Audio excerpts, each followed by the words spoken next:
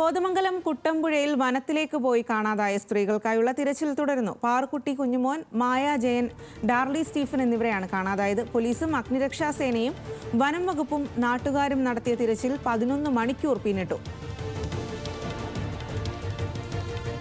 വിവരങ്ങളുമായി Hans John ആണ് ചേരുന്നത്. ഹാൻസ്, ആശങ്ക കൂടുകയാണ്. ഇത്ര സമയമായിട്ടും അവരെ കണ്ടെത്താനായിട്ട് സാധിച്ചില്ല. ഏത് രീതിയിലാണ് ആ ഒരു തിരച്ചിൽ നടക്കുന്നത്?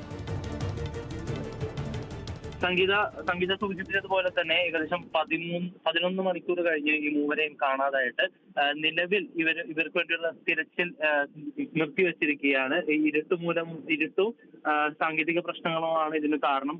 അവർ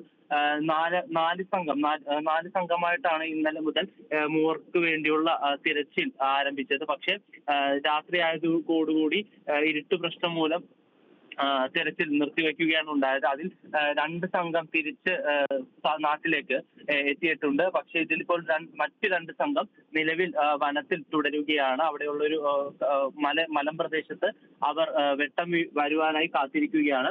ഇതിനുശേഷമായിരിക്കും ഇപ്പോൾ തെരച്ചിൽ പുനരാരംഭിക്കുന്നത്. ഇതിൽ ഫയർഫോഴ്സും നാട്ടുകാരും അടങ്ങുന്ന സംഘമാണ് ഇപ്പോൾ നിലവിൽ ഈ പാറയ്ക്ക് സമീപമുള്ളത്.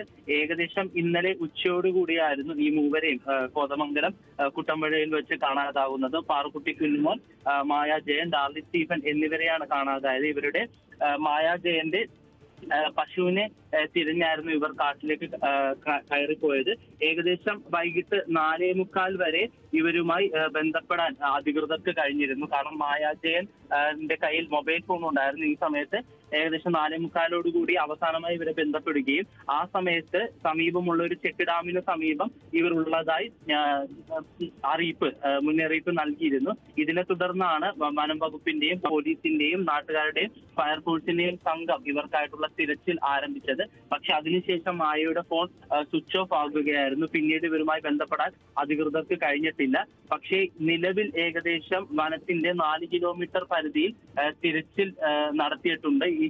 അതുവരെയും ഇവരെ കണ്ടെത്താനായിട്ടില്ല. പക്ഷേ ഇനി വരുന്ന മണിക്കൂറുകളിൽ കൂടുതൽ സംഘത്തെ നിയോഗിച്ചുകൊണ്ട് പ്രകാശം വരുന്നതോടുകൂടി ഊർജിതമായ രീതിയിൽ ഇവരെ കണ്ടെത്താനുള്ള ശ്രമം തുടരാനാണ് അധികൃതരുടെ നീക്കം. സംഗീത.